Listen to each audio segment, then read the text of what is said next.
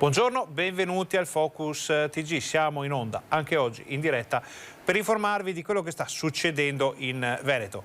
Non solo il Veneto, a dire la verità, perché comunque parleremo durante questa nostra diretta anche della crisi di governo. C'è il Premier Conte che sta riferendo in Senato, è alla ricerca dei famosi voti per poter proseguire con questo governo, ma ne parliamo poi e vediamo poi quello che sta succedendo giù a Roma. Alle 12:30, notizia sempre di servizio, saremo collegati con la sede della Protezione Civile di Marghera, da dove il presidente del Veneto Luca Zaia farà il punto della situazione legata al coronavirus. Terrà banco quasi sicuramente il tema del cosiddetto taglio dei vaccini, ovvero il rallentamento nell'invio dei vaccini in Italia e quindi anche in Veneto da parte di uno dei produttori, tutte le ricadute del caso, ma i temi di questo periodo sono davvero moltissimi. Si va dalla scuola che vuole ripartire, ma con quali certezze ancora non si sa. Dicevamo, i dati, la curva che sta cominciando a far segnare un segnale positivo, e anche lì vedremo poi i nuovi dati che arriveranno. Dicevamo, c'è il governo che traballa, Conte alla caccia di voti in Senato per raggiungere quota 155 e non sarà affatto facile, ma insomma, se succederà qualcosa ve ne daremo conto durante questa nostra fascia di informazione. Allora, per quanto riguarda i collegamenti con i giornalisti che facciamo come sempre durante il Focus TG, oggi fra pochi minuti saremo collegati con il ponte di Bassano, perché ci sono due notizie per Bassano oggi. Da una parte il ponte che rimane aperto per l'ultimo giorno, perché da domani chiuderà per una ventina di giorni, se ne riparla poi a febbraio, per importanti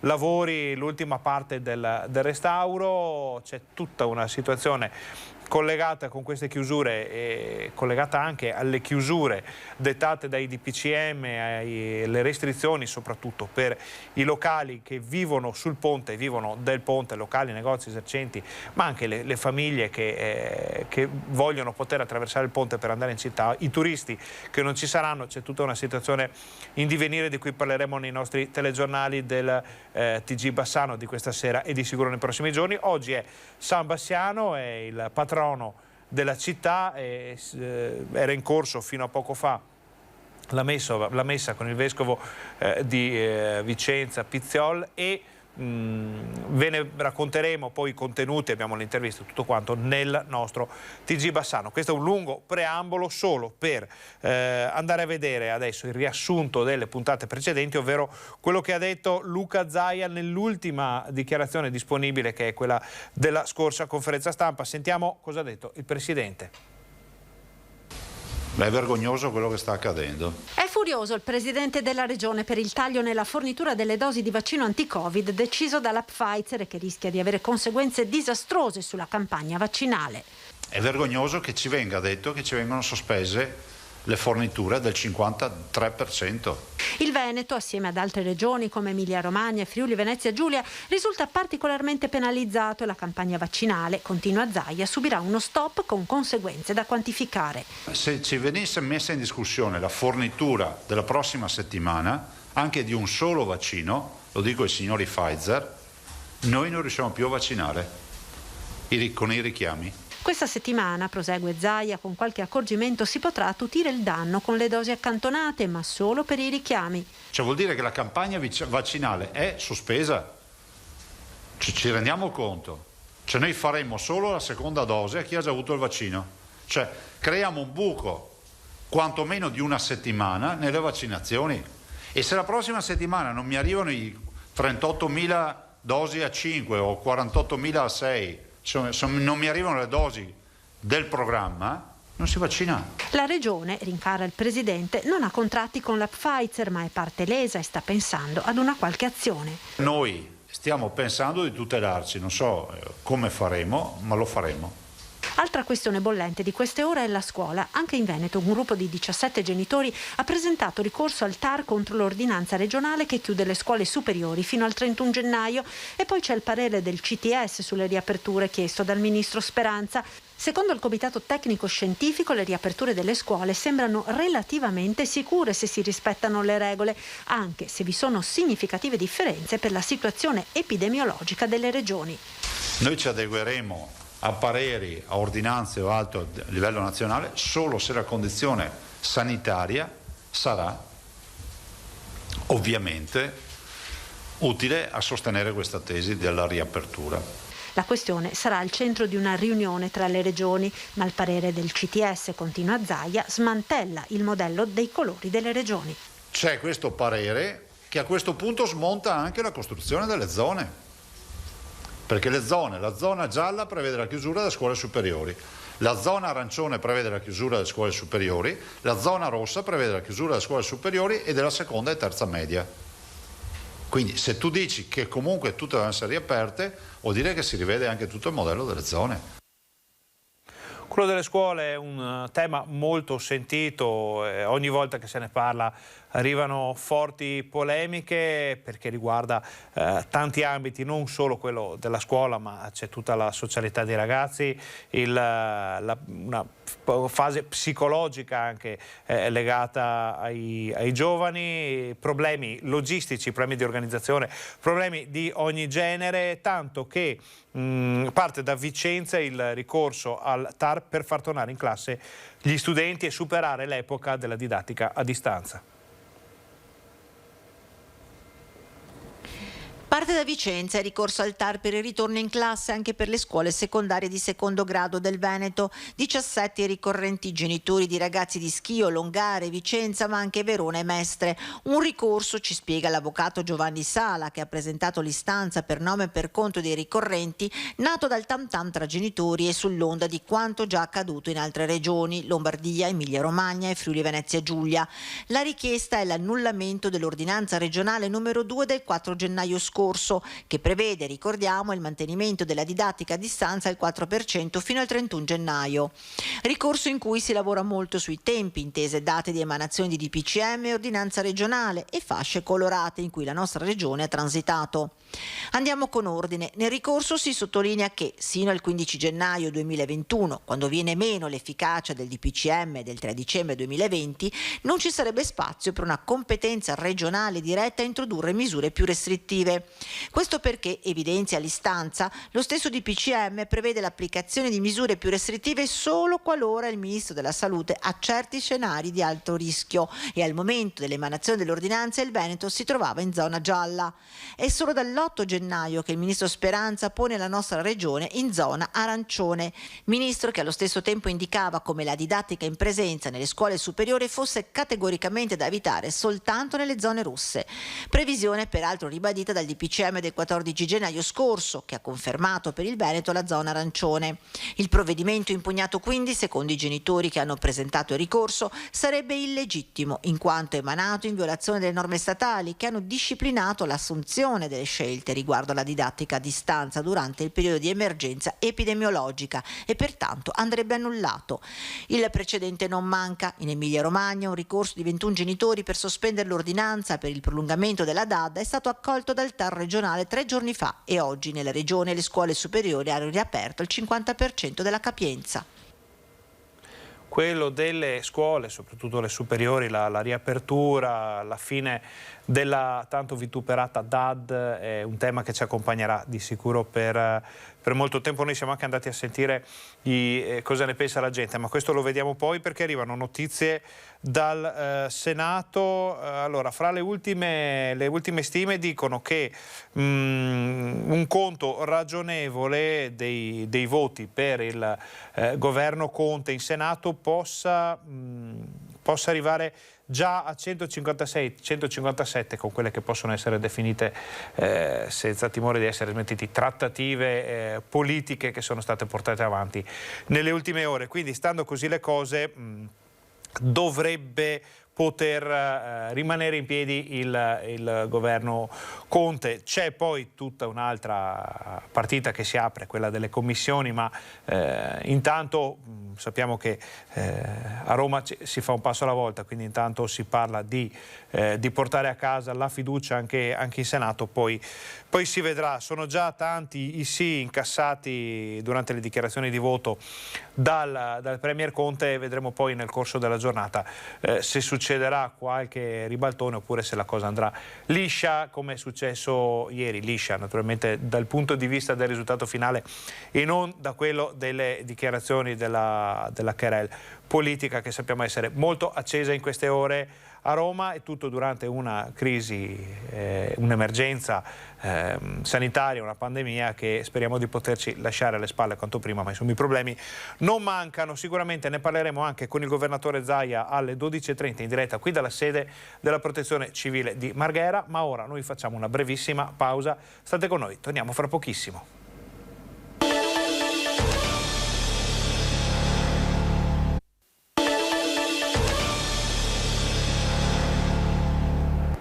Buongiorno, bentornati al nostro Focus TG. Siamo in onda, in diretta anche oggi per informarvi di quello che sta succedendo in Veneto. Nota di servizio, come sempre, ve la diamo perché poi arrivano informazioni importanti anche collegate alle domande che ci inviate. Alle 12:30 saremo in collegamento con la sede della Protezione Civile a Marghera per il punto sull'emergenza coronavirus con il Presidente della Regione Veneto, Luca Zaia. Tanta carne al fuoco oggi, sia politica che emergenziale, diciamo, e quindi è una conferenza che va assolutamente seguita. Adesso noi però andiamo sul Ponte Vecchio di Bassano, Ponte degli Alpini, Ponte di Palladio, chiamatelo come volete, la sostanza non cambia, resta un monumento nazionale di incredibile bellezza, perché ci sono delle novità che ci racconta la nostra Vanessa Banzato, che è sul posto assieme a Federico Cibotto. Buongiorno Vanessa.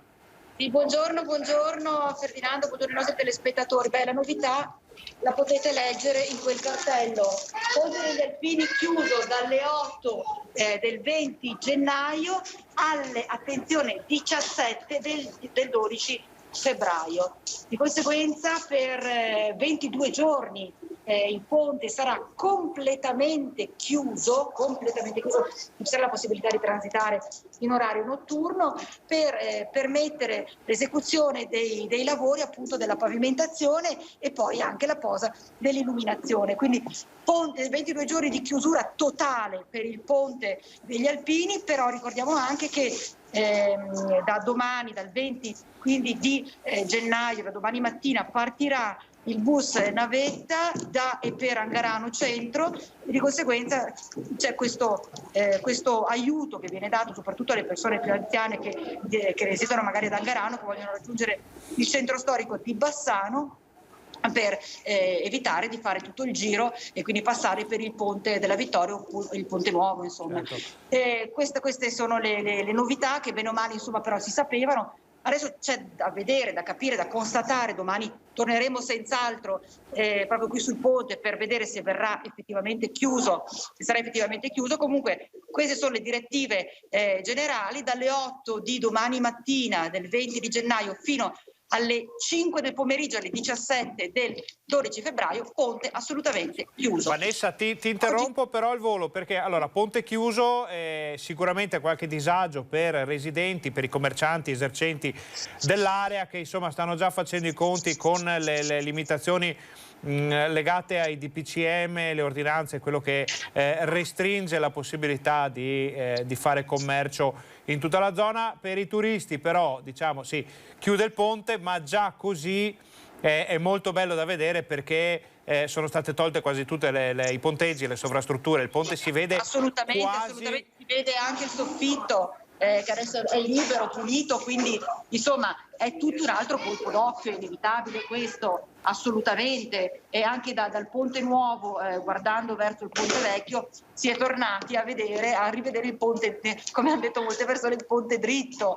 Quindi insomma la bellezza del ponte è innegabile. Quindi qualche giorno di pazienza magari per chi aveva in programma di farsi un giro si può sempre fare, perché Bassano è bellissima, però tutta bella, sì. Per chi voleva farsi una passeggiata sul ponte magari dare un'occhiata ai lavori, insomma conviene aspettare qualche giorno. Se invece comunque sappiamo che col DPCM le gite di piacere non si possono fare, quindi è poco di perso se proprio dobbiamo andare a spaccare il capello. Poi quando riaprirà noi saremo lì a far vedere ai nostri telespettatori tutto lo spettacolo di un monumento davvero bellissimo. Ma non è l'unica notizia di oggi da Bassano, è vero Vanessa? Non è l'unica notizia, perché oggi 19 gennaio è anche San Bassiano, la festa del patrono della città. Di conseguenza, tra l'altro proprio anche stamattina alle 10 nella chiesa di San Francesco, in via eccezionale, perché di solito la cerimonia viene svolta nella pieve di Santa Maria in Colle, in via eccezionale, dicevamo, si è svolta la messa che è stata ufficiata dal vescovo di Vicenza, Monsignor Beniamino Pizziol. Di conseguenza si è cominciato proprio in presenza con la Santa Messa, e purtroppo per questo evento 2021, per questo San Bassiano 2021 sarà l'unico evento in presenza per la festività del Santo. Torno proprio alla chiesa, si è scelta la chiesa di San Francesco per le dimensioni, perché è molto più ampia, molto più grande, ed effettivamente, pur mantenendo tutte le misure di sicurezza, quindi la distanza di 1 metro e disinfettarsi le mani e quant'altro, la chiesa era strapiena, ripeto, mantenendo ovviamente tutte le misure di sicurezza. Certo. E tra l'altro, di solito nel pomeriggio venivano consegnati i premi del Santo, in occasione del Santo del San Bassiano. Quest'anno la cerimonia non si terrà in presenza, ma ricordo anche a tutti i nostri telespettatori che dalle 21:15 verrà trasmessa la consegna dei premi alle persone che hanno ricevuto appunto premio Città di Bassano, premio Cultura e i vari premi San Bassiano. Verrà appunto realizzato questa cerimonia di consegna, però sarà una cerimonia virtuale, nel senso che la si potrà seguire soltanto in televisione. Quindi ricordo anche a tutti i nostri telespettatori, questa sera alle 21:15 cerimonia di San Bassiano, la consegna dei premi in questa edizione 2021. Molto bene Vanessa, prima di lasciarvi andare, perché so che ci sono molte informazioni da raccogliere da Bassano oggi, continuano ad arrivare notizie sulla scuola. Ci sono novità dall'azienda sanitaria dall'US7 Pedemontana sul mondo scolastico in questo momento? Allora, noi siamo andati proprio, tra l'altro, a sentire il direttore del Dipartimento del Servizio Igiene e Sanità Pubblica, e ci ha detto che in realtà, in effetti, anche nel distretto 1 dell'ULS7 Pedemontana ci sono stati casi di ragazzini, di bambini, soprattutto però diceva negli asili e nelle scuole elementari, chiamiamole ancora così si capisce bene. Negli asili elementari 3 alunni e un insegnante sono risultati positivi, di conseguenza 4 classi sono state poste in isolamento, in quarantena, come appunto è stato definito dalla nuova ordinanza, in cui secondo la quale adesso quando c'è un positivo in classe tutta la classe deve stare in quarantena, e a termine della quarantena i ragazzini essere sottoposti al tampone per vedere insomma se positivi o meno.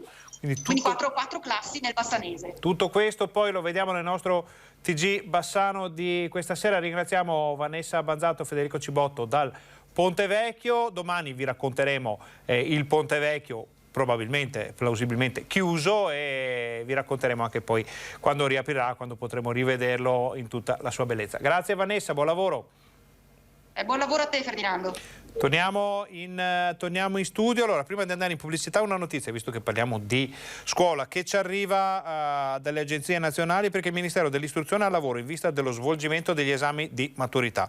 Nei giorni scorsi la ministra Lucia Azzolina ha assicurato che una decisione arriverà in tempi rapidi, e ci mancherebbe. Il ministro sta lavorando in vista della maturità, ha detto la ministra qualche giorno fa. Abbiamo chiesto agli studenti di farci delle proposte. Lo scorso anno ci hanno presentato proposte molto ragionevoli, una decisione la prenderemo a breve. I ragazzi, a causa dell'incertezza assoluta per le date di rientro che slittano come la tela di Penelope, hanno bisogno di avere certezze che il Ministero darà a breve. Ci sono 2 ipotesi, a quanto si apprende dalle agenzie. alle quali si sta lavorando. Da una parte si ricalca l'esame dello scorso anno con la sola prova orale in presenza davanti a una commissione di docenti interna, diciamo. La seconda ipotesi prevede invece una sola prova scritta invece di 2 e una prova orale. È probabile, dice l'ANSA, che non ci sarà una ammissione generalizzata come ci fu un anno fa. Tutto questo è poi da vedere, anche vedendo cosa succederà con il governo, con la politica a Roma. Ve lo racconteremo comunque quello che cosa succeda, noi ci siamo come sempre. Adesso facciamo una breve pausa pubblicitaria, state con noi perché fra poco comincia la conferenza stampa di Luca Zaia.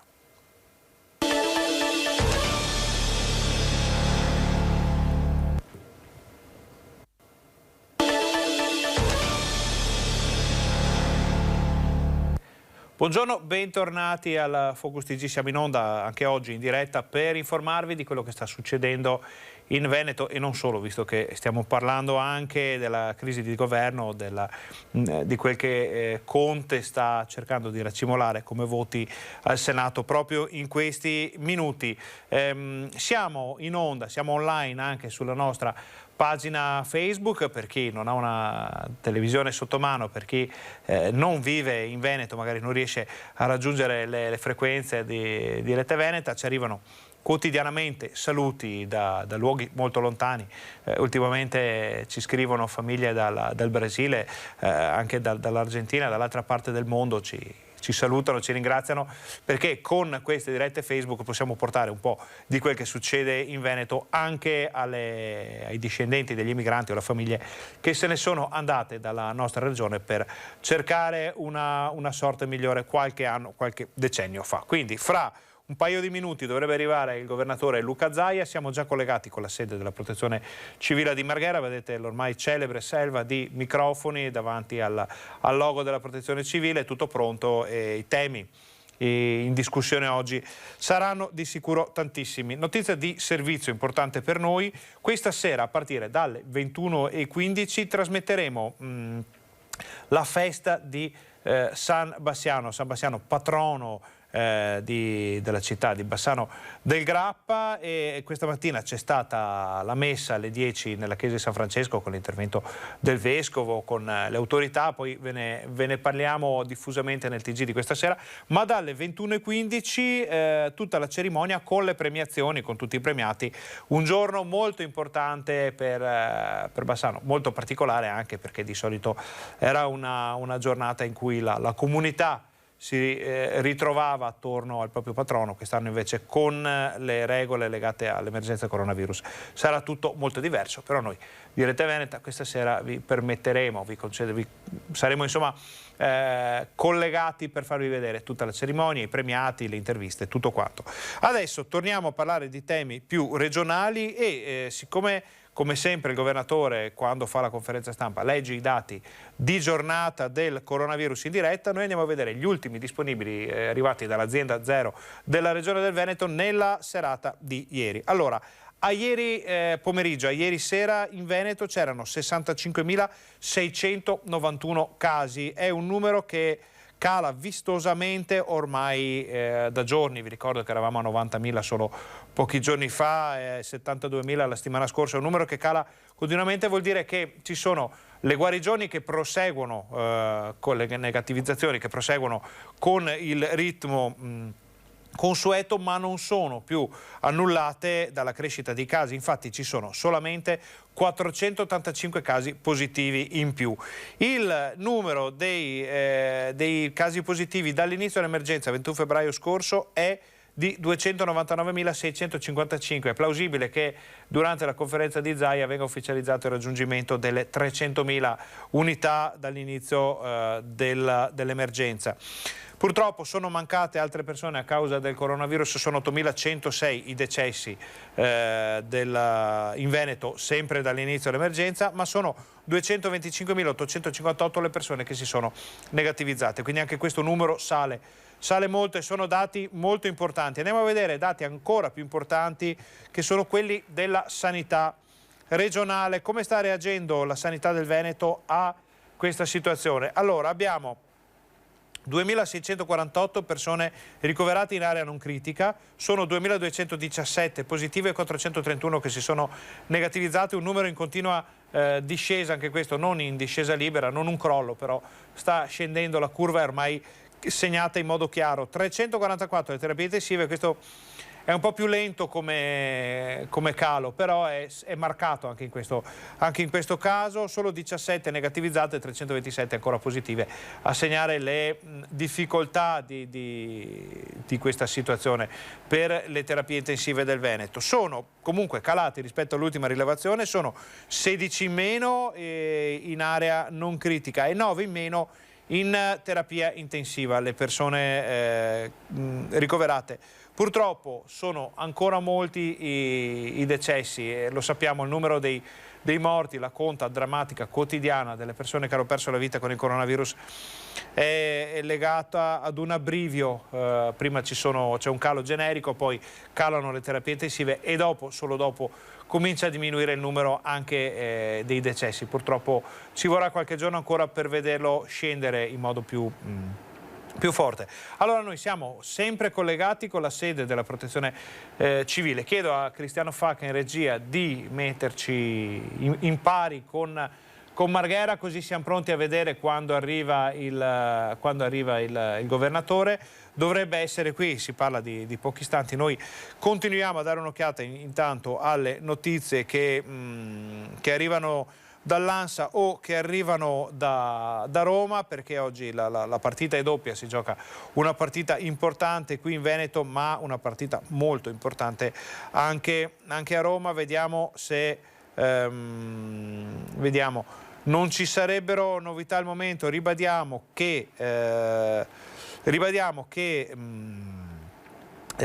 pare che il Premier Conte stia riuscendo a radunare i voti necessari per portare a casa la fiducia anche al Senato. Si parla di 156-157 sì già in saccoccia grazie a quelle che sono state le trattative dei giorni scorsi, quindi si potrebbe, il condizionale è d'obbligo in questi casi. La politica italiana ci ha sempre presentato delle grandissime sorprese, alcune gradite, altre meno gradite, e si potrebbe arrivare a un bis, ma ne parliamo forse anche con il Presidente Zaia che è arrivato. Vi lasciamo al Governatore. Tu sei Sì. No, ma la borsa di chi è? No, la borsa di chi è? No, ho detto di no. Ah, tu a Bobo? No, più che altro per sapere di chi è la borsa.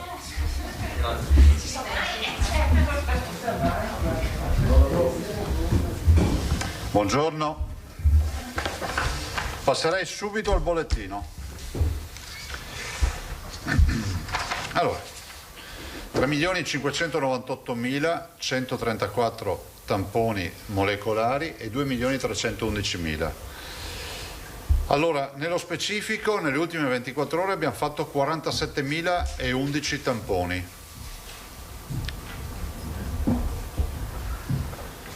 Trovando 957 positivi,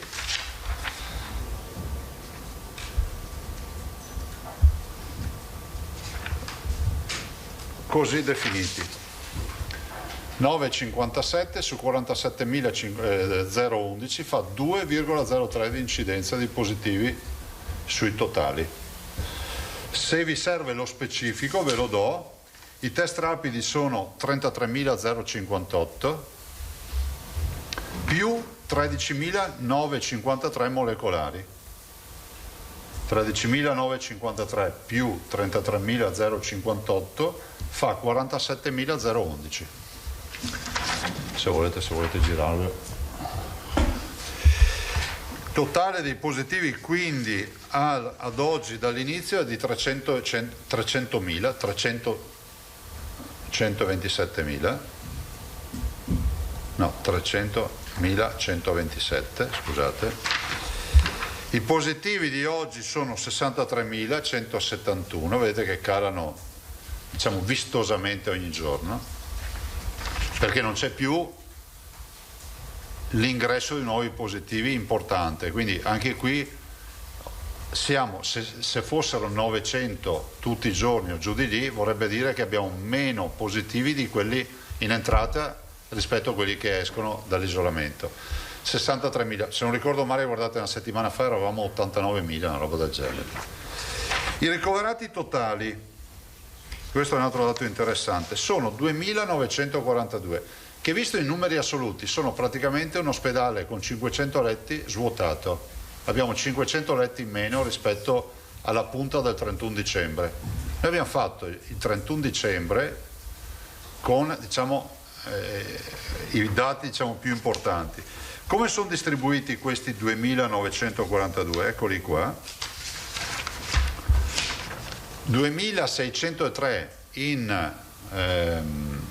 in area non critica, quindi in area medica, come viene anche definita. Eccola. Riuscite a inquadrare? E 339 in terapia intensiva, quindi sono meno 58 in area medica, cioè in area non critica, e meno 15 in terapia intensiva. Vi ricordo sempre che il dato che noi diamo sulle terapie intensive non sarà quello che troverete nei bollettini nazionali, perché nel bollettino nazionale si decurtano i negativizzati, quindi per noi è più basso il dato. Perché ogni tanto qualcuno dice ma ha dato numeri di terapie intensive più alti. Per un fatto di consuetudine lasciamo positivi e negativi assieme, ma sarebbero di meno.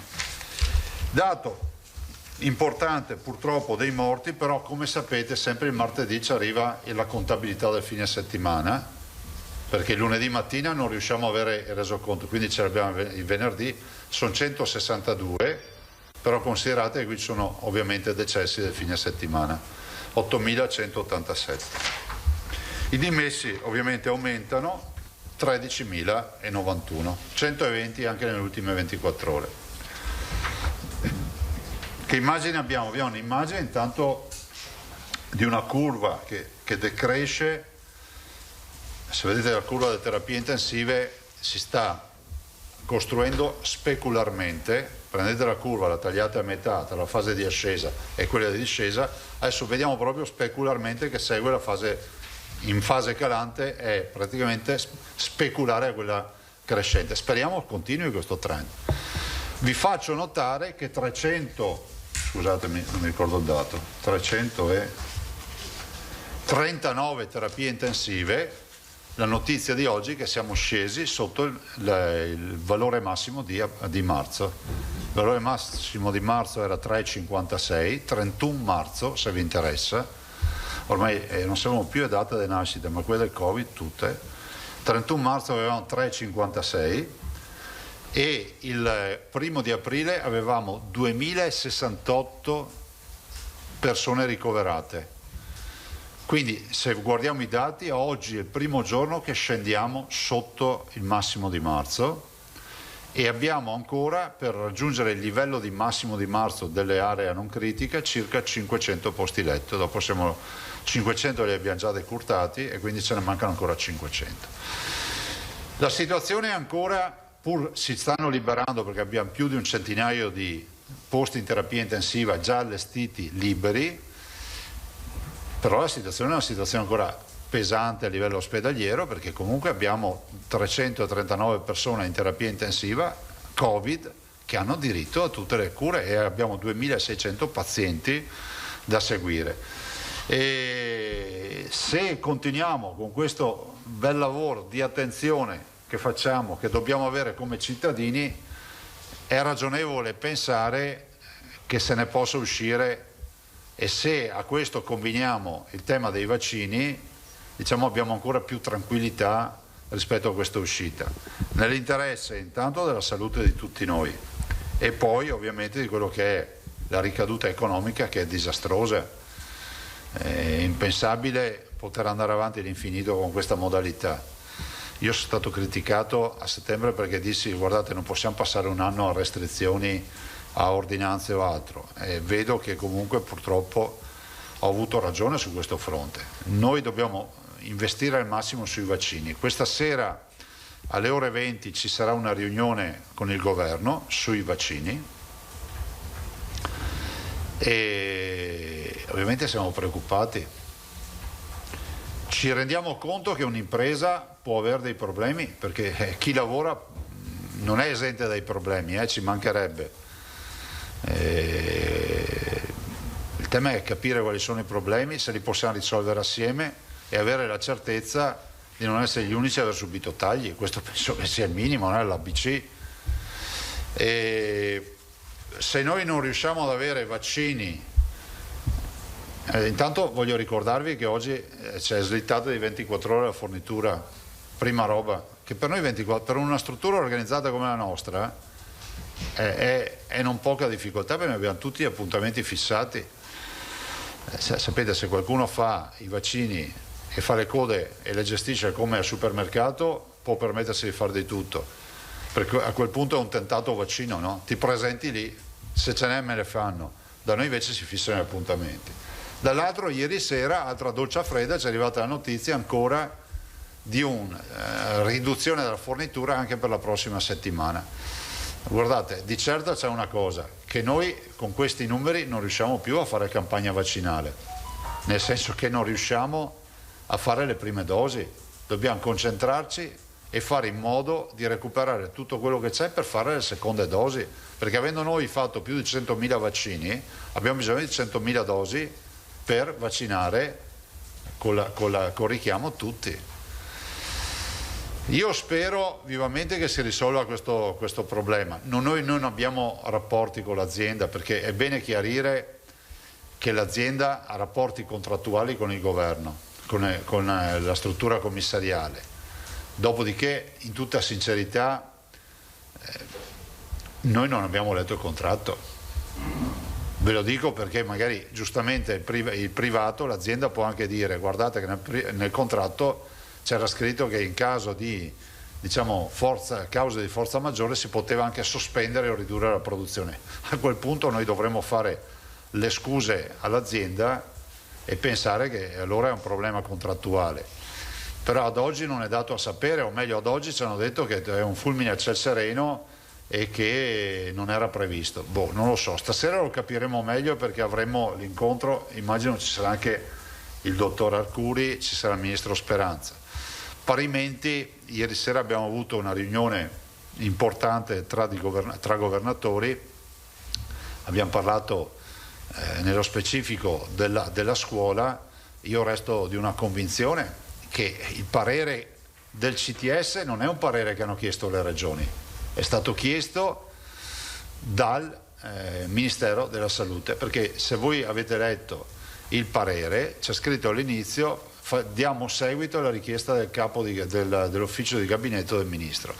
Quindi il nostro interlocutore non è il CTS, si sbaglia se qualcuno pensa di dire io rispondo al CTS, dico cosa faccio in base al CTS. No, il nostro interlocutore resta il ministro, che dovrà notificarsi le eventuali sue decisioni in base al parere del CTS. Io non so per quale motivo ha chiesto il parere e chiederò anche questo, perché vorrei capire cosa è capitato per chiedere un parere così. Cioè, uno dice: chiedo il parere del CTS, avevamo fatto le ordinanze, avevamo fatto tutto, vuol dire che è probabile che si sia pensato che le ordinanze non siano in linea con quello che si può fare, che si possa fare, no? E quindi qualcuno ha chiesto il parere. Però penso che sia fondamentale, e continuo a dire, che il Ministro dovrà comunicarci formalmente le sue determinazioni in base a quel parere, perché alla fin fine noi sappiamo del parere, perché la comunicazione oggi ormai non ha più segreti, no? Non ci sono più segreti col modello comunicativo che c'è, ma se fossimo stati in un altro periodo storico, quello è un parere chiesto dal Ministro e è reso al Ministro questo parere. Noi ne siamo venuti, l'abbiamo saputo dalle agenzie di stampa, ma con tutto il rispetto per le agenzie di stampa e per voi, c'è anche un canale formale che è quello giuridicamente che va salvaguardato per eventuali atti amministrativi. Oggi pomeriggio, stamattina ho firmato il mandato agli avvocati per andare a presentare la memoria al TAR del Veneto, in virtù del ricorso che legittimamente, no? In un paese democratico 17 cittadini hanno presentato, chiedendo che siano riaperte le scuole in Veneto. Staremo a vedere, noi portiamo le argomentazioni che non sono politiche, sono quelle della prevenzione della Regione del Veneto, sono quelle di valutazioni che sono state fatte, e spero che il giudice amministrativo tenga conto di tutti questi aspetti. La riapertura per noi comunque necessita siamo pronti sul fronte dei trasporti. A me non è per nulla piaciuta questa idea che qualcuno ha voluto diffondere che si chiudono le scuole per i trasporti. Noi siamo pronti, ma ci metteranno 3-4 giorni per organizzarsi con tutte le macchine, i mezzi di trasporto, ma insomma è tutto codificato, i prefetti lo confermano. Spero vivamente che venga valutato approfonditamente questo ricorso, perché comunque non può passare l'idea che scelte dettate dai tecnici si risolvano con sentenze di tribunali senza tenere presente il motivo fondante per cui si fanno le ordinanze. Sapete, col Covid abbiamo capito una cosa, che forse il vero problema per il Covid, al di là di quello sanitario, vi parlo dal punto di vista giuridico, è quello di riuscire a cristallizzare la situazione, no?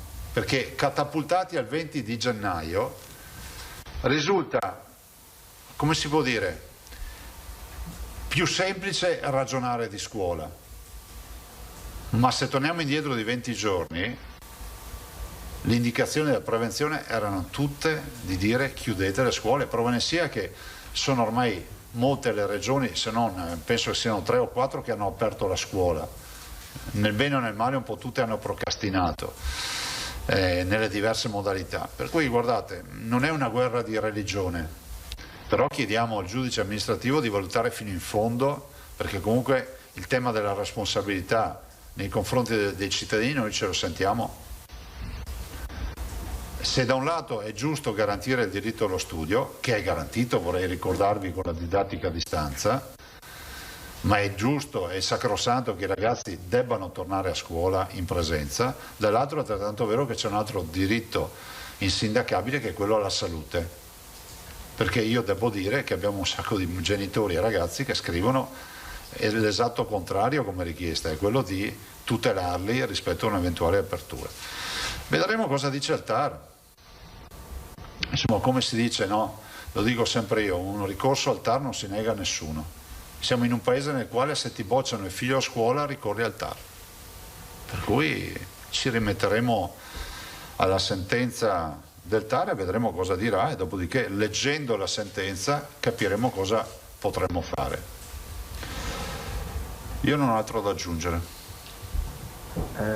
Tosato, Pederiva, Moscati, niente, poi. Buongiorno Presidente. Buongiorno. Allora, per quanto riguarda i vaccini, anzitutto, no? Se lei un po' ci ricapitola qual è esattamente la dotazione attuale, la previsione di arrivi di vaccini e quali sono le somministrazioni che realisticamente si possono o non si possono fare. Questa è la prima domanda. Poi, sempre sui vaccini, ne ho una seconda. Prego. La seconda riguarda questo colloquio che avete avuto tra presidenti di regione ieri sera, che ha suscitato una polemica, nel senso non abbiamo che parlato dei vaccini. Questa sera, va bene. Comunque sia, il confronto tra regioni sui vaccini ha suscitato una polemica perché è parso di capire, poi è stato magari rettificato, ma insomma, che l'assessore alla sanità della Lombardia, Moratti, no, ma non ne ha parlato ieri sera, era collegata, ma penso che le dichiarazioni siano di stampa locale, cioè ieri sera non è neanche intervenuta, fra l'altro. Beh, in ogni caso, insomma, le agenzie riportano che la sua proposta, perché le chiedo questo? Perché la Moratti si è inserita in questa proposta di una suddivisione solidale tra le regioni dei vaccini, ovvero, chi ne ha in esubero, chi ne ha in surplus e non è in grado di somministrarli, li dia a chi invece è in grado di farlo e ne ha bisogno perché ha subito tagli maggiori. Qualcuno ha capito che questa proposta fosse in relazione al PIL e il suo vecchio amico presidente della Campania De Luca si è subito imbizzarrito, ha detto che è una barbarie parametrare i vaccini al PIL. Non so, allora, premesso che non ho visto la dichiarazione del Presidente Moratti, quindi non so, non mi permetto della Vicepresidente Moratti, non mi permetto di intervenire su questo, però dico una cosa, che io ho sollevato il tema della ridistribuzione, semplicemente mutualistica, nel momento in cui c'è chi a magazzino non riesce a fare vaccini in questa settimana, in questi 10 giorni, e c'è chi ha bisogno di avere il vaccino per la seconda dose, che peraltro andrebbe nella direzione di quello che è già una proposta del commissario Arcuri, che oggettivamente io ho sollecitato, che ha portato anche in riunione domenica, se non ricordo male, o sabato forse, circa il fatto che si garantisca un magazzino ad ogni regione che può avere garantire una copertura, che so, di un paio di settimane di fabbisogno, e dopodiché tutto il surplus deve essere redistribuito a chi comunque fa vaccini. In questa fase dove i tagli non sono equi, perché non ha nessun senso tagliare il 54% al Friuli Venezia Giulia, il 53% al Veneto, il 51% all'Emilia Romagna, e poi ad altre regioni tagliare poco o nulla o addirittura zero. Allora diciamo, in questo lasso di tempo di 15 giorni facciamo in modo, diamoci un principio, che tutti possano fare la seconda dose, che è un tema etico ma è anche giuridico oltre che sanitario, perché mettetevi nei panni, mi è stato chiesto proprio dal tuo giornale l'intervista di oggi, no? Ci saranno cause. Cioè io mi metto nei panni del cittadino che al 21° giorno dice la puntura, cioè, capite che si apre uno scenario che non è dei migliori, quindi siccome poi se qualcuno si arrabbierà con noi, perché alla fin fine il suo interlocutore siamo noi, e noi dovremmo capire che onde evitare che ci sia un disservizio, di fare in modo, quantomeno la mia proposta è che le seconde dosi vengano garantite con il magazzino nazionale. E lo dice una regione che quando si è trattato di prestare o di riconoscere, insomma, abbiamo sempre fatto la nostra parte, non abbiamo mai dimostrato egoismi su questo. Per carità, è una proposta, magari scopriamo che ognuno si vuole tenere i propri vaccini, vabbè, ne prenderemo atto. Però noi abbiamo l'obbligo eticamente e moralmente di avanzare una proposta come questa. Ma direi proprio alla luce di un bilancio ferreo, no? Cioè dice, io ho 100 dosi, ho 120 seconde dosi da somministrare, mi mancano 20 dosi. Cioè questo deve essere il ragionamento da fare, ma di minima. La situazione attuale... La situazione attuale è che noi erogheremo le seconde dosi. Certo è che la seconda fornitura, allora noi siamo passati da 48.000 dosi, calcolando 6 dosi per flacone, a 22.230 questa settimana. Quindi dimezzate, famoso taglio del 53%. E la prossima settimana sembra che la riduzione di quant'è? Sempre uguale, più o meno? Ci avevano detto che comunque avrebbero dato in un primo momento la quantitativo normale, le 46.000 dosi più le 22.000 che mancavano, però poi c'è la notizia di ieri, quindi non abbiamo ancora contezza se no in teoria noi la settimana prossima dovevamo avere 66.000 dosi più o meno, insomma, ecco. Però non è ancora certo. Adesso la nostra formazione, macchina vaccinale, adesso si è riorientata sull'obiettivo, che è quello di concentrarsi sulle seconde dosi. C'è inutile che apriamo una campagna vaccinale sulla prima dose se non sappiamo neanche di avere le seconde per chi ha diritto ad avere la seconda. Capite che questo diventa un buco, nella peggiore delle ipotesi che duri solo 2 settimane, diventa un buco di 2 settimane di nuove vaccinazioni, questo è certo. Il che vuol dire che non chiuderemo a fine gennaio le vaccinazioni, ma le chiuderemo a metà febbraio, perché poi se tutto si trascina, no? Guardate, poi c'è una speranza che AstraZeneca, io non sono un tecnico, non sono uno scienziato, guardo e leggo, vedo che in Gran Bretagna lo stanno somministrando, vedo che l'OMS dice che in caso di necessità si somministri, vedo che il 29 in teoria dovrebbe essere in valutazione a EMA, forse lo anticiperanno, gira anche sta voce che faranno come per gli altri vaccini che anticipano di qualche giorno. Se avrà titolo, secondo gli scienziati e gli esperti, di essere autorizzato, lì non ci sarà problema di quantità, da quello che ci dicono.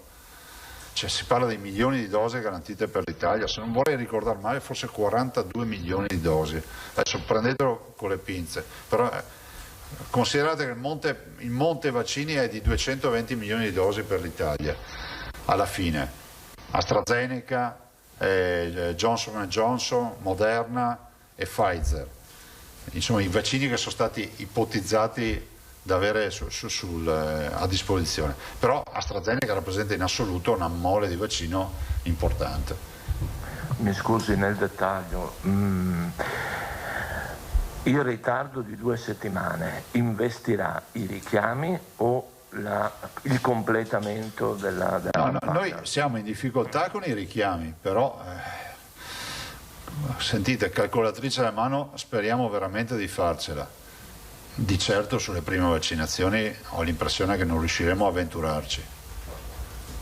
Quindi insomma a causa delle riduzioni di Pfizer diciamo che l'avvio delle vaccinazioni, tanto per capirci, degli ultra ottantenni slitterà di un paio di settimane realisticamente, insomma. Tutto slitta se non ci sono dosi è inutile. Ma guardate, io non ho mai fatto i processi diciamo a prescindere. Io penso che se l'industria ha avuto un problema, il problema deve essere compreso.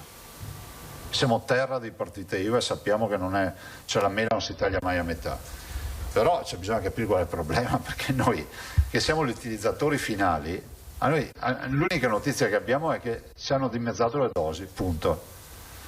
E poi si legge di tutto, è bene far chiarezza, ma anche sul contratto nazionale è bene far chiarezza, perché magari Pfizer ha ragione da vendere, non lo so, avete capito, non lo sappiamo, cioè noi non siamo a conoscenza delle carte, anzi dico sempre che se possiamo comprarceli autonomamente siamo qua. Bene, Pederiva, Moscati, Fois, Zambon. Pederiva, Gazzettino. Grazie. Buongiorno Presidente. Buongiorno. Resto sui vaccini, riprendendo queste sue ultime parole, noi capiamo i problemi delle imprese. Oggi l'immunologa Antonella Viola, Radio 24, propone di produrre la quota che manca appunto di vaccino su licenza tramite nostre aziende, quindi aziende italiane, mi immagino intendesse dire anche addirittura venete. Condivide questa idea? Se è fattibile assolutamente sì, ma siccome si tratta di un processo industriale e siccome ho letto anche la stampa straniera, Pfizer ha cercato in questo periodo sempre delle realtà per produrre, immagino che i nostri imprenditori, perché non è che uno può andare da una ditta che fa fusioni a fare vaccini, sono aziende farmaceutiche, no? Aziende definite come tali e posso dire che hanno anche le autorizzazioni e le certificazioni per farlo. Immagino che lo scouting sia già stato fatto, perché se ci fosse una falla e qualcuno ci dice ma nessuno ci ha mai detto che c'era questa possibilità, però sapete io mi fermo qui, non mi sembra assolutamente un'idea strampalata, assolutamente no. Poi noi siamo quelli che risolvono sempre i problemi, no? Ci dicono siamo quelli che insomma davanti a un prodotto finito riusciamo a rifarlo velocemente e anche a migliorarlo, magari ne viene fuori anche un vaccino che funziona ancora di più, non lo so. Diciamo con le mascherine è stato fatto, era relativamente più semplice trattandosi di un articolo che non è un farmaco. Considerate che trovo strano che industriali che sono sempre attenti come i nostri ad ogni opportunità, qua dovreste sentire Pfizer per capire se questa può essere una soluzione. Di certo, sentite, io dico anche a Pfizer che se ci fosse da dare una mano la Regione Veneto c'è, nell'interesse della salute dei cittadini. E il parere che lei ha richiesto all'avvocatura regionale lo ha ottenuto? Non abbiamo nulla ancora, ma guardate, è di fatto monco perché noi non siamo controparte giuridica, non siamo firmatari del contratto. Comunque non ce l'abbiamo in mano sto contratto. Io spero che la chiudiamo, che ci mandino i vaccini, che è meglio, va. Okay. Torno sulla sollecitazione del collega Tosato. Però faccio appello a Pfizer che se volesse fare qualcosa in Veneto Noi ci siamo, riprendendo le parole della professoressa Viola. Quindi noi ci siamo per fare da tramite con le imprese, intende, per sensibilizzare? Ma ci siamo anche con la finanziaria regionale se serve. Nel limite di tutte queste pastoie burocratiche che ci sono in questo paese, perché c'è la ricerca del ladro spasmodica, però insomma davanti a un fatto sanitario, con tutte le tutele del caso, se si tratta di produrre vaccini per i veneti, noi siamo qui, e per i veneti, anche noi non veneti, ma figuriamoci, per tutti. Ma però trovo strano, avete capito, che davanti a ordinativi che sono paurosi, sono miliardi, cioè un'azienda non abbia fatto scouting e non abbia un suo piano industriale, ce l'ha sicuramente. Comunque siamo qua. Dicevo, tornavo sul tema del vaccino a chi è più ricco. Ho capito che lei non ha sentito, non ha letto le dichiarazioni della vicepresidente Moratti, ma il tema è quello, insomma, cioè dare a chi ha una capacità economica maggiore. Oggi ONU e OMS si scagliano contro quello che definiscono infatti il vaccinazionalismo, per cui si dà di più ai ricchi. Le chiedo una riflessione su questo, a prescindere dal caso Moratti. Sì, allora, a prescindere funziona che quando io faccio una riflessione dopo una dichiarazione non è più a prescindere, perché poi viene abbinata, lo sapete anche voi. Il tema c'è. Sì, ho capito, ma è anche chiara la mia idea, perché basta guardare le mie dichiarazioni di sempre, ce n'è una anche oggi sull'intervista che ho fatto. Però guardate, preferirei non farle perché so già come verrà rimbalzata poi la dichiarazione, per cui mi fermo qui. Le mie idee sono chiare e sono scritte nelle mie dichiarazioni da sempre. Scusate, io non mi sono neanche vaccinato per aspettare il mio turno, basta partire da qua. L'ultima cosa, non so se posso chiedere a lei, Presidente, o all'assessore Lanzarin, in merito alla ripresa dell'attività chirurgica che era stata sospesa e anche a quella libero professionale. Abbiamo parlato stamattina, sentite l'assessore. No, sì, stiamo facendo una ricognizione, io credo ci siamo dati questa settimana per probabilmente dalla settimana prossima pensare a un provvedimento, però lo chiudiamo entro la settimana, insomma. Sì, vogliamo vedere anche l'andamento della pressione sanitaria. Continua tutta questa settimana in questo modo. Però spieghiamo anche, giustamente, che noi a differenza di marzo non abbiamo fatto le chiusure delle prestazioni come a marzo, perché qua tutti i fenomeni a fare le pulci quando avevamo gli ospedali strapieni e si imboccavano tutti pieni di soluzioni, ve le ricordate? Le soluzioni hanno taroccato i numeri. La zona gialla ci ha punito, eccetera. Oggi abbiamo capito che qui il virus arriva, entra, esce, abbiamo visto come funziona, no? Ecco, vorrei anche ricordare che a differenza di marzo, nonostante la pressione, abbiamo gestito gli ospedali grazie ai nostri uomini e donne della sanità e all'organizzazione che abbiamo dato noi. Perché poi c'è sempre qualcuno che si dimentica di questo aspetto che non è irrilevante. Cioè, non è che noi abbiamo gli ordinativi, cioè, a noi spetta una visione, diciamo, come si può dire,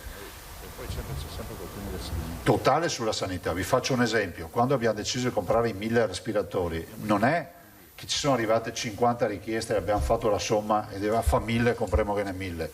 Abbiamo programmato con i tecnici dell'assessorato una proiezione dicendo questo è il livello sul quale in via prudenziale dovremmo andare, e a ricadute sono arrivati in tutti i reparti i respiratori, i diffusori, i letti nuovi, eccetera. Questo ci si dimentica sempre di dirlo. Questo è il livello. Sì, per far sintesi fino a però non datelo per certo, perché dobbiamo vedere i dati. Vedremo i dati, insomma, ci siamo dati il termine della fine settimana. E comunque sarà un allentamento graduale, cioè non è liberi tutti, perché non è prudenziale sia per il tema della tutela della salute, perché stiamo parlando di ospedali dove ci sono molti pazienti Covid, con Covid fuori, sia per un tema di gradualità, perché se dovesse ripartire l'infezione non possiamo farci trovare impreparati. Moscati. Sì, buongiorno Presidente. Buongiorno. Buongiorno. Io ritorno un attimo sul discorso iniziale della scuola.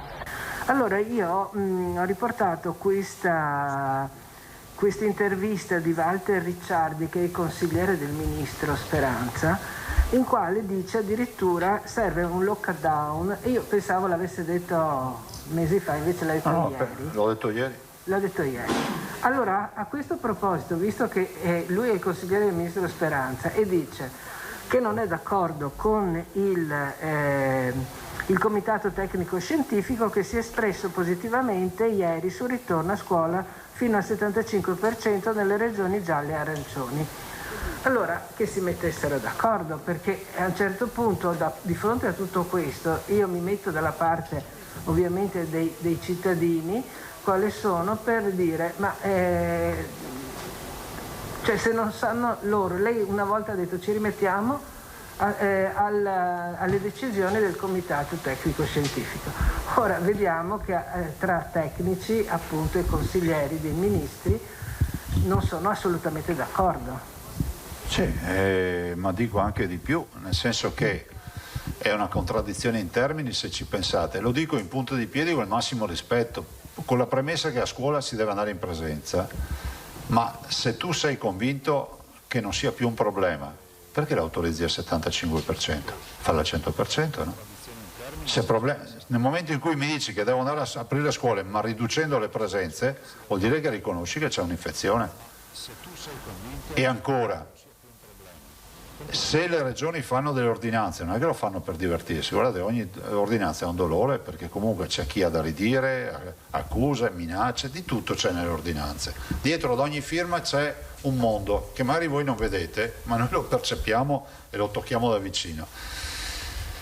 Io pensare che questo principio davanti, fra l'altro, io condivido la posizione del professor Ricciardi rispetto alla scuola. E non spero rispetto no, sul lockdown la conoscete la mia posizione, bisogna evitarlo, punto, e basta. Perché ha detto anche il lockdown è duro per un mese intero. No, io parlo della scuola. Sulla scuola penso che non sia prudente affrontarlo con questo zelo la riapertura. Guardate, io non posso non rilevare che tutte le comunità hanno avuto, sarà una coincidenza, il picco della partenza delle infezioni in maniera importante con la riapertura delle scuole. Punto. Questo è un dato epidemiologico, guardate la curva, guardate le date, dopodiché sarà una coincidenza, sarà anche una coincidenza, ma in giro per il mondo è accaduto questo. Grazie. Prego. Fois. Buongiorno Presidente. Buongiorno. Io testata, grazie. Media Nord-Est, Antena 3 Rete Veneta e Tele Nord-Est. Presidente, io mi volevo ricollegare a una frase che lei ha pronunciato poco fa per quello che riguarda i vaccini. Ha detto magari ce li potessimo comprare, ed è una cosa che si chiedono parecchi veneti, visto che comunque il Veneto acquista i respiratori, come ha ricordato lei, gestisce l'emergenza in tutto e per tutto. Per la campagna vaccinale ugualmente vengono acquistate dalla regione, per quale motivo non possono essere acquistate anche in questo caso? E sarà una questione che lei porrà per esempio nei colloqui che avrà col governo? No, l'abbiamo già posta, ma in tempi non sospetti, quando ancora si parlava della possibilità di avere i vaccini, noi ci siamo anche mossi, ci siamo informati, è impossibile, perché le forniture e i contratti sono con gli Stati membri. Immagino che questo sia un accordo europeo che poi a ricaduta i governi hanno fatto proprio, quindi l'idea del Veneto autonomo, no? Che riesce anche ad andare a comprarsi il respiratore piuttosto che le mascherine o fare le robe che abbiamo fatto, sui vaccini non si può fare. Ho capito, volevo chiedere anche un'altra cosa per quello che riguarda le modalità di tracciamento una volta che si viene individuato un positivo, che sono cambiate recentemente, mi pare di aver capito, ce lo chiedono in diversi. Non si procede subito con un tampone ma si va in quarantena. Nell'ultima circolare del Ministero ci dicono di mettere in quarantena i contatti stretti senza fare il tampone e poi fare un tampone solo alla fine della quarantena. Quindi sono le indicazioni della circolare ultima che abbiamo applicato. Contatto stretto vuol dire per i cittadini che ci ascoltano, sono il familiare, per capirci, no? Grazie. Prego. Zambon. Sì, Corriere del Veneto, buongiorno. Buongiorno. Mi perdoni, ritorno brevemente sui vaccini per essere precisi. Quindi le lettere che sono già partite, le lettere di convocazione ad esempio per gli appuntamenti degli ultraottantenni, che ovviamente slitteranno oppure no? Allora, erano in partenza, credo che ieri, insomma, so che ci dovrebbe essere stato anche un confronto tra i SISP e le prevenzioni, avranno un po' ritardato, insomma, so che ieri ci doveva essere un confronto, alcune le avevano pronte, però si saranno parlate, adesso non ho certezza che siano partite, ma vedendo quello che è successo probabilmente si sono parlati. Credo. Sì, però in base appunto della situazione che abbiamo fatto stamattina anche con la dottoressa Russo, diciamo, non dovrebbero esserci disservizi.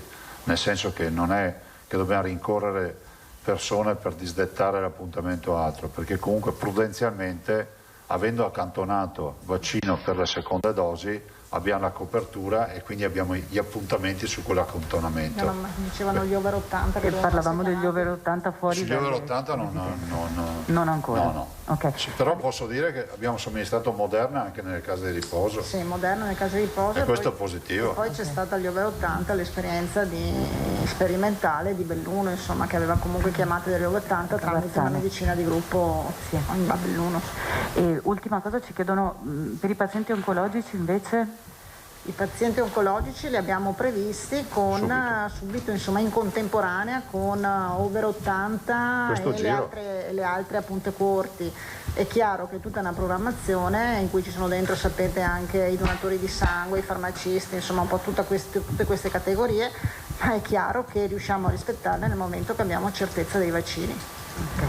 Ci segnalano un'ultimissima cosa, nel Trevigiano, ma credo non solo, da stamattina delle difficoltà nelle farmacie per l'interfaccia con il fascicolo sanitario elettronico, per le ricette elettroniche. Sembra che non funzioni, non vi risulta? Non ho sentito niente, provo a capire. C'era stato anche per il passato, se vi ricordate, dei problemi, perché c'erano dei problemi a livello anche nazionale. Verifichiamo se c'è qualcosa del genere anche stavolta, ma non ho notizia. Da Trevigiana mi permetto di dire che c'è un crash di team oggi. Di team?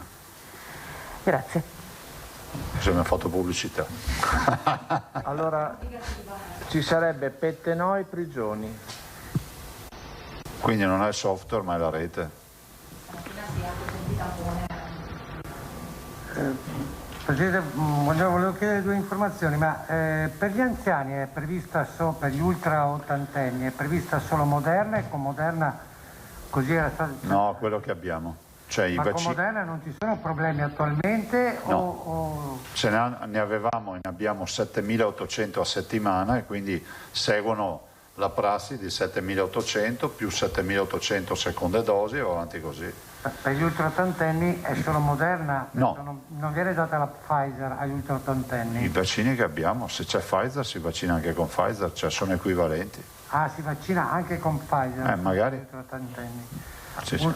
No, sarebbero pochi e le dotazioni che avremo con Moderna sarebbero poche perché sono 7.800 dosi a settimana, tanto per darvi una dimensione noi abbiamo un potenziale di quasi 10.000 dosi al giorno, per cui pensare di vaccinare solo con Moderna in questa fase è impossibile. Per quanto riguarda invece la divisione per regioni, lei già ieri accennava, ma chi è che fissa le decisioni, la fornitura per singole regioni? La stessa Pfizer, ma in base a che cosa? E su questo aspetto non è chi ha fatto il contratto, perciò il governo italiano tramite l'Europa con la società, la ditta farmaceutica americana? Cioè, com'è questo aspetto così di limitazioni che vengono fornite ad alcune regioni e ad altre no? Ma visti i tagli soprattutto del 53% in Veneto, abbiamo chiesto informazioni al commissario Arcuri e sembra da quello che ci è stato detto che la suddivisione sia arbitraria e stabilita direttamente dall'azienda. E su questo è nel contratto, perciò non è lo aspetto del contratto? Ma non lo so, io non ho mai visto il contratto. Ma non è un po' aspetto, diciamo, quello che su un aspetto nazionale e poi di fornitura dal governo centrale, dallo Stato centrale alle singole regioni, sia un'azienda farmaceutica che decide quanto vengono fornite alle singole regioni? Non deve essere una valutazione che invece è fatta dal commissario? Di certo la suddivisione delle dosi ridotte è una suddivisione incomprensibile, per usare questo termine. Il taglio a noi del 53%, del 51% all'Emilia Romagna, al Friuli Venezia Giulia del 54% non è giustificabile rispetto a regioni che hanno avuto tagli zero o tagli diciamo contenuti.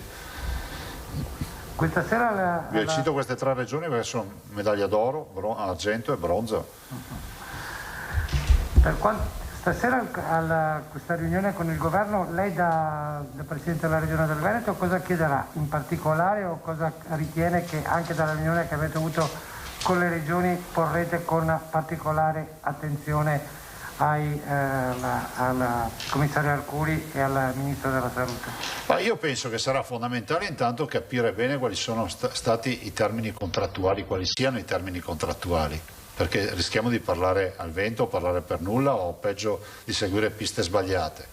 Dall'altro, assunto questo, sicuramente si dovrà capire quali sono poi i problemi per questa mancata fornitura ed infine in questo periodo di queste 2 settimane nel quale è paventato appunto il taglio, anzi c'è il taglio, è fondamentale avere una redistribuzione quantomeno per garantire a tutte le regioni di fare le seconde dosi. Io penso che sia un fatto mutualistico, se no non ha senso una regia nazionale, no?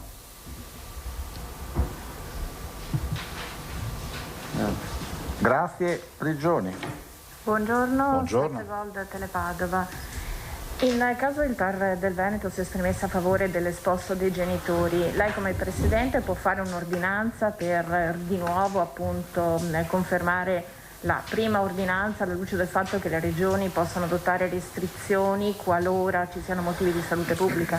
Ma noi intanto andremo a leggere il dispositivo, perché il dispositivo del TAR potrà dare ragione alla regione e quindi confermare l'ordinanza oppure dire che l'ordinanza decade.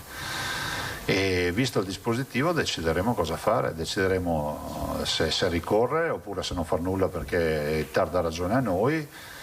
Si aprono tutta una serie di scenari, però dobbiamo vedere il dispositivo e cosa deciderà il TAR. Grazie. Prego.